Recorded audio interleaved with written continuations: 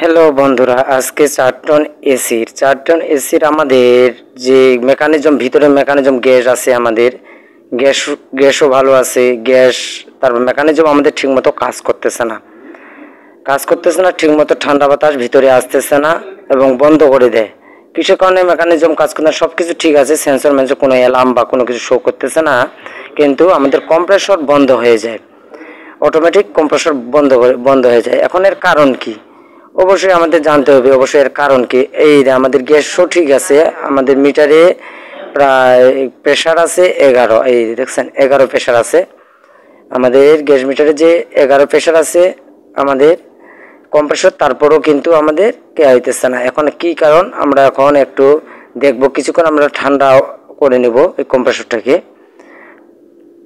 কিছুক্ষণ ঠান্ডা করার পর আমরা দেখতেছি এম্পিয়ার কত নিতেছে। এম্পিয়ার একটা ফেজে নিতেছে 8, 8.5 নিতেছে, ঠিক আছে। তারপরও আমার মেকানিজম বন্ধ হয়ে যায়। এটা নিতেছে, এটাও নিতেছে 8-এর কাছাকাছি।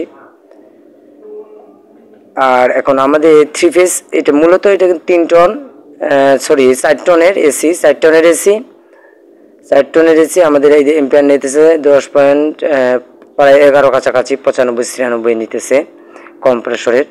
গরম বাতাসও বলার ফ্যানও ঠিক আছে, গরম বাতাস সার্কুলেশন করতেছে ভালোই, কিন্তু তারপরও আমাদের হইতেছে না। এখন আমরা একটু গ্যাস ছাড়িয়ে নেব, দেখি গ্যাস ছাড়িয়ে নিলে কি অবস্থা হয়। একটু এম্পিয়ার এখন গ্যাস ছাড়িয়ে নিতেছি, তারপর কতক্ষণ দেখা যাক। আমরা একটু গ্যাস প্রেশার একটু কমায় নিতেছি, আমাদের গ্যাস প্রেশার কমায় নেওয়া হইতেছে।